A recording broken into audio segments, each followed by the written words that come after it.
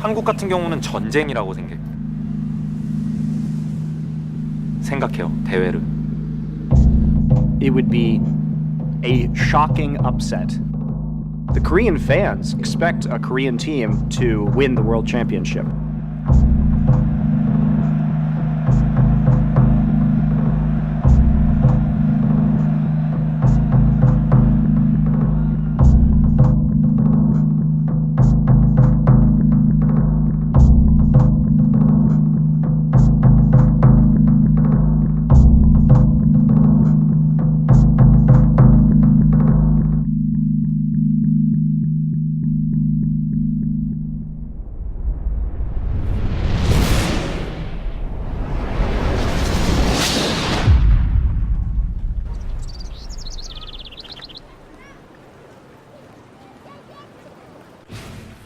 I've been playing League of Legends for such a long time now. I've taken part in 3 different World Championships with 3 different teams. Sometimes I want to move on, but at the same time I'm still like, no dude, you cannot leave. You have to win that World Championship. I started playing video games really early, at the age of 2. My brother wanted someone to play with him, but I was really young and I didn't even know how to hold the remote. When I was 15, any free time I had, I was spending it on playing video games. And my brother was always pushing me towards gaming. And I was, well, but I know that mom and dad won't be happy with that. As he said, don't worry, just, I know that you're talented, so just go ahead. When I graduated, when I was 18, and I had like 3-4 months to decide what I want to do. And I didn't think about what I wanted to do at all. All I did was play League of Legends since I wake up until it's the evening and I go out with friends. I would play like 6, 7, 8 hours a day, and I would never think about what I want to study. I would not research what kind of job I want. I would just play and go out, and that's when I became kind of good after 3 months playing like that. Xpeke has been around for a really long time. He was actually a top laner in the Season 1 World Championship, and then, honestly, Fnatic took a bit of a dive, and I think Peke did as well. The big turning point where everyone really remembered again who Peke was at IM Katowice when he backdoored the Nexus on Kassadin. With them delay, they've got 2 inhibitors down, and they're just going to pile straight up towards those super minions in the base. You can see there's coming in there. Peke is desperately up towards the Nexus. Kevin is going to be able to go towards him. Peke is trying to take the Nexus down. Is anyone going to be able to deal with this one? He's very low on health right now. They're pushing on the Nexus to his Peke back to Peke! I do not believe it! Peke's stuck in there! Kassadin takes down the Nexus, but now he's going crazy. That game was amazing! That was the best thing I have seen in the entire history of League of Legends.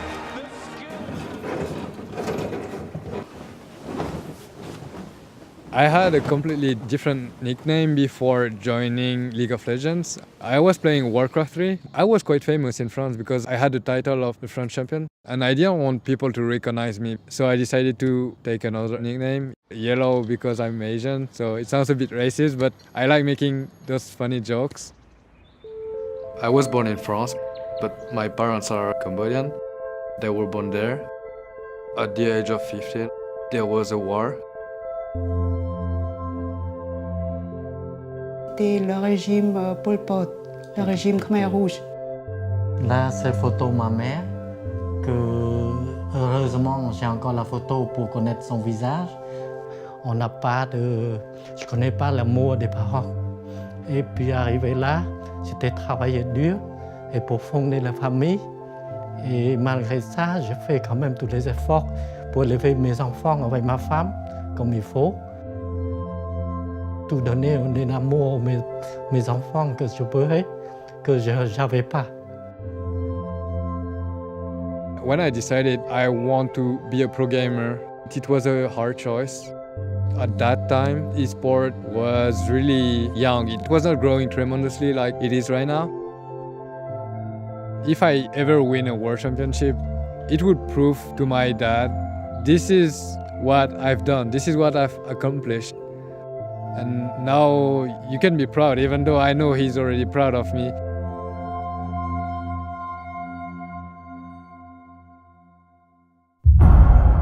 When we were putting League of Legends out, we knew that the game's central motivators were similar and sort of akin to sports.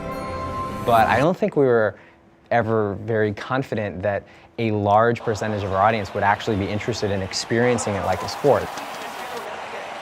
The Season 1 patch, essentially where we started the concept of seasons, is really when the competitive scene started to take off. League of Legends right now here on the main stage. Before that, it seems like the competitive or esports side was more like a hidden thing. The tournaments were like made on the forums. Like some admin would make a forum and say like, if you want to register, send me a message and you can play this tournament. In the old days of playing League of Legends, the UI was not nearly as good. There were so many bugs. All the champions were so much stronger. There's champions that can just dodge tower hits. It was just really chaotic back then. They announced this solo queue system where you can go up in the ladder and everyone will see you if you're on the top. You could always see my name. I was always like trying to fight for the #1 spot. It wasn't about being a business, or it wasn't about making money. We just wanted to win. League of Legends was a very different game back in Season 1. I guess the word meta still kind of fit. Counterlogic Gaming, the first teams at WCG, were all very high solo queue players, and it was just about all-star play, you being the best in your lane. The meta of different regions was pronounced, and so a lot of players in, say, North America thought that there was a particular optimal way of playing, and a lot of it related to big champion bruisers and getting 5-on-5 team comps. But then Europe had evolved 2 players going into the bot lane and having support shield an AD carry. Europe also started to popularize the double AP comp, which Fnatic was really using a lot of in Season 1. Back at Season 1, I was dreaming all the time. How cool would it be to win all the tournaments? How cool would it be if someone sponsors you for a lot of money and you can just do this? How cool would it be to win DreamHack? Ladies and gentlemen, welcome to the Almia Convention Center, Jönköping, Sweden. We are here for the DreamHack Summer 2011 Championship game. 50 grand going to the first team, 10K per player. That, as you like to say, doesn't suck. The production for Season 1 finals was really scrappy from sort of a production value standpoint. Esports was a sort of bare bones thing. It was pretty janky overall. Anytime you see a graphic, anytime you see sounds, like all those things had to be like handmade and put into the show. None of that all existed. It was faces in a game, and that was literally it. Just get energy from the spectators, and the casting was a lot less. And I think they're just gonna come through and just crush faces. Freak wasn't as good as he is now. Let's just put it that way. But it really didn't matter because what people wanted to watch was competitive League of Legends being played by the best players in the world. Going into DreamHack, I thought that tournament was the end-all be-all. As like an 18-year-old or 17-year-old, $100,000 is a lot of money. At the time, it was the most amazing thing I'd seen, esport-wise. That was the first time we had a real spectator client, so we could see the items during a game. We could see the score at the top of the screen. And we are good to go with the first game of the grand final. Shushay out in front. My team reached the finals against Fnatic. This could decide what's going to happen in this game. First kill comes out from PK. Yellowstar is in the middle of it all, but he is surely a dead man. During that final match, I was standing in the base and I shoot an arrow with Ash and I hit someone all across the map in the opposite side. Shushay goes down, and coming across was the Ash arrow. And this was probably the best move I've done in my whole career. I remember who impressed me the most was PK on Shushay. Doing a lot of damage as PK picking up a double kill now. Sen is just going to stop a very nice sear from Shushay. And it looks like 3 have now fallen for AAA. Fnatic going to win the Season 1 championship. After winning in Season 1, I'm in my bed the next day and it's so hard to sleep because I think I still had a lot of adrenaline on my body from the last day. And I was thinking, I cannot believe I was in another country playing and that I won $50,000. It didn't feel real at all. We got the results back from the streaming viewership of the Season 1 finals, where we saw that 200,000 concurrent players had tuned in to watch the game. So many people tuned in and were like, oh my gosh, these are numbers I've never seen before. And of course now that's like regular season games now, that big world championships are millions of people. At the end of Season 1, these guys were putting in huge hours, but they didn't have paychecks. It wasn't a career yet. A lot of the infrastructure necessary to have a sporting ecosystem really hadn't come together yet. And so it was a huge career risk.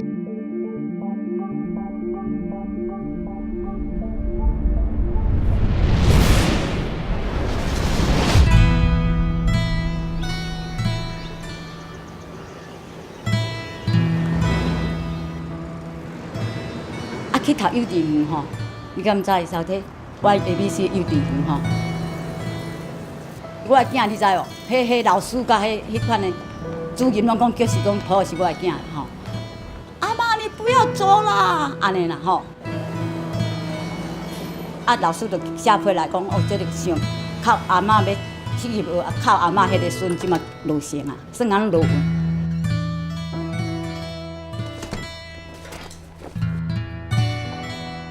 伊是足乖的囡仔，抱会足乖，啊，真听话，啊乖啦吼。啊，即马伊都安那无妈妈吼。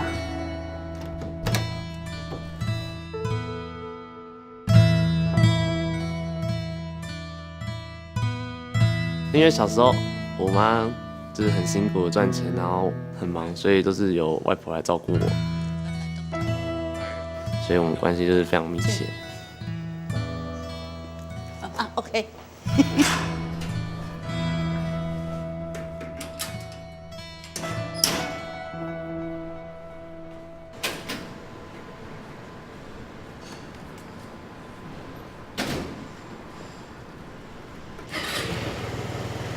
我大概是3年前开始玩英雄联盟的，那时候我跟我同学在网咖玩 DOTA， 然后因为那时候刚好好像是在维修吧，然后我同学就说要不要来玩这个新游戏，然后是美国的，然后那时候都英文，然后我就开始玩，然后一玩就爱上了。那时候我在挖的发的时候，算是就是打好玩的啊，就想说去参加一个比赛看看，就没有想过就是打电动赚钱这样子，就是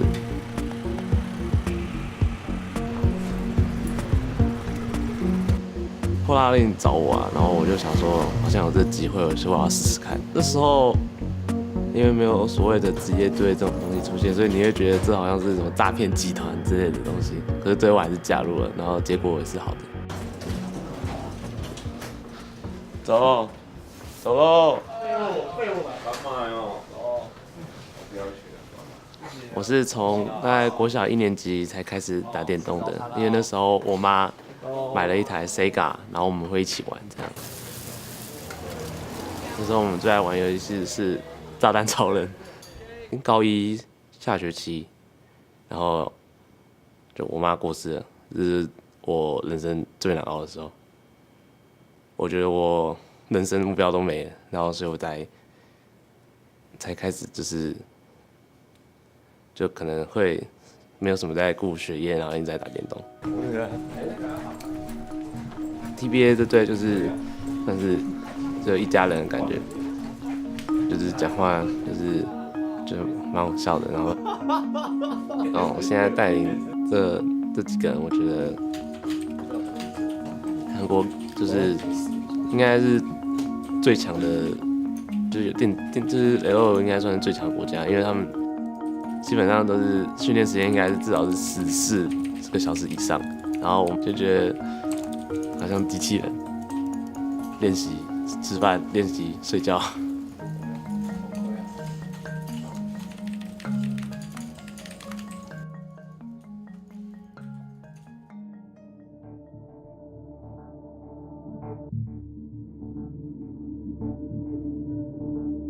身为一个职业玩家，我对我自己的期待就是可以拿到世界冠军。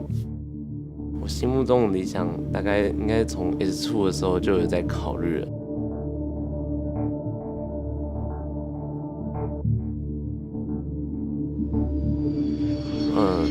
去 S2 的时候，那时候是我第一次到美国，因为那时候总共有12队嘛，我们大概只被排到第11名，那时候基本上不会有人看好我们。By a lot of people's power rankings, TPA was this team, yeah, sure, they're best in their region. that's a weak region, guys. Like, come on, they're not really going to be that good. They had a series against Mac Noon's team, Najin Sort, and they just 2-0'd them like nothing. We never considered TPA to be a real contender for Worlds, and then they just came out of nowhere. 对手就是当时的被预测应该是夺冠最热门的是那个 N5， 所以那时候我们也是觉得很紧张，还是觉得很紧。 They're going to gain some huge ground here as they turn Moscow 5's base into shambles. Huge game for BB here as he comes in to finish off this one with his team. This is not looking good for Moscow 5. Diamond Prox goes down. The inhibitor is open. The double kill comes out. Moscow 5 looking very grim right now. Taipei Assassins look to take down the last Nexus. 也让那个不看好我们的人也非常讶异。 Instead of being basically at a booth at DreamHack and people are sitting on folding plastic chairs and we're like, hey, I'm Freak, this is Riv, and we're going to cast some games. It's like, hey, welcome to the Season 2 World Championship with thousands of you in attendance and some actual production value. 整体来讲，我觉得很兴奋，因为其实整个赛事对我们来讲，台下的观众的那些欢呼声，我们都是可以直接感受得到的。 The Kings of the Garena Premier League, please welcome the Taipei Assassins! 然后，因为整个台下都是 TPA。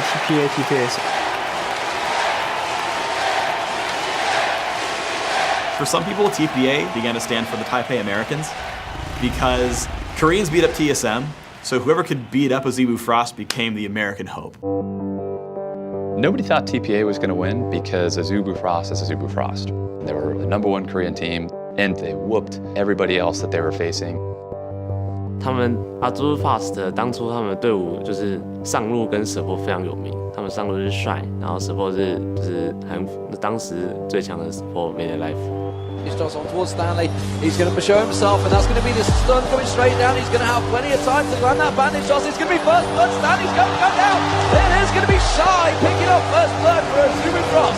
From a wound though at the back. Just cleaning up. Stanley gets one. Stanley gets two. BB gets the other one. That's going to be the counter total. He might pop up with this one. He gets the quadra kill. He gets the quadra kill off the back. And could Azubu Frost get a better turnaround than that? This looks to be the end for Azubu Frost. What an amazing way to open the World Finals. 54 kills, 42-minute victory. 然后那时候我们打起来就蛮吃力的。 Nobody thought Korea could be beat. Nobody thought it was a possibility.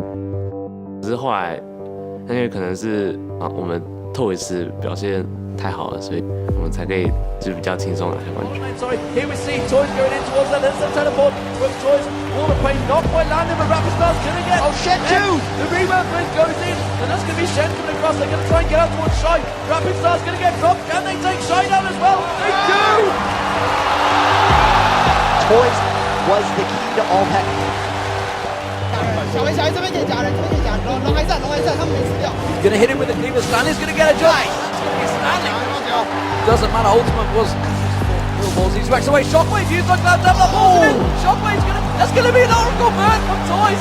Beautiful, beautiful play by Toys there to single-handedly take that cloud down. Rapid Star instantly. Rapid Star goes down. Woog trying to pull something out here. Stanley with the ball on him. He's going to jump back onto Rowan Woog. Woog going to get dropped. Taipei Assassin are destroying.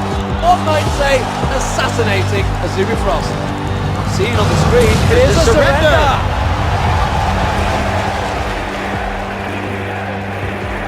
How do you deal with this? This is the pressure moment. This is why you get paid as a pro player. Azubu Frost has had their backs against the wall many times. In the semifinals, they were down 1-0 and won the next two. How are they going to adapt? 我打决赛的时候，那时候我是就好像没什么感觉，就想要。 The Woog was exhausted. Taipei Assassins are going to continue diving on this one.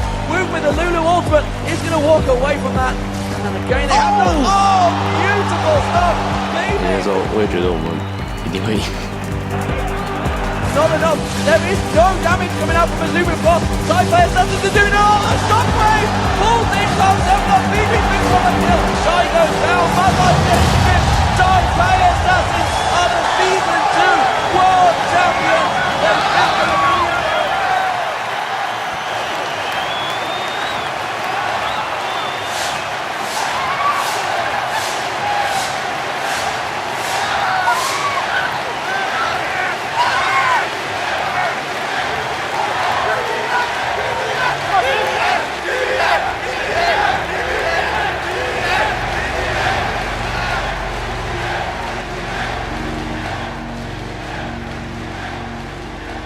高中的老师、英文老师啊，习字吼，安尼老师两个老师甲英文老师因拍来甲我恭喜，随拍来，看抱回阿嬷，哦，抱回冠军的世界冠军去美国安尼。哦，我报纸买，会去买就一报，毋知啥物报买无，互买了去，我买3报起来，搁一报毋知啥物，拢总干咱5报，安尼买4报。搁一报买无着，要去买人买了。阿妈那时候还蛮高兴的，因为那时候有邻居在讨论我，他就觉得哇好光荣这样。哇，你看邻居就是他去剪头发，我阿妈去剪头发，然后他就说邻居也是，然后因为拿到世界冠军这样。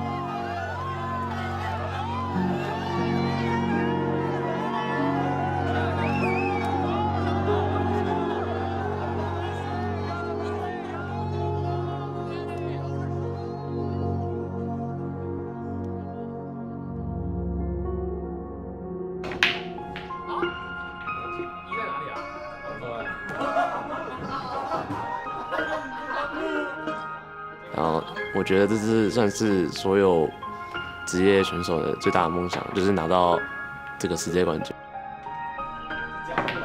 对，我就觉得这很光荣。你知道碰到，知道我碰不到，哎，很难的，你知道碰不到，碰到。所以我觉得我们在今年就很有机会再去挑战一次世界大赛。我觉得单一队伍如果可以拿到2次以上的冠军，那就是真的是非常，就是会让人们记住一辈子。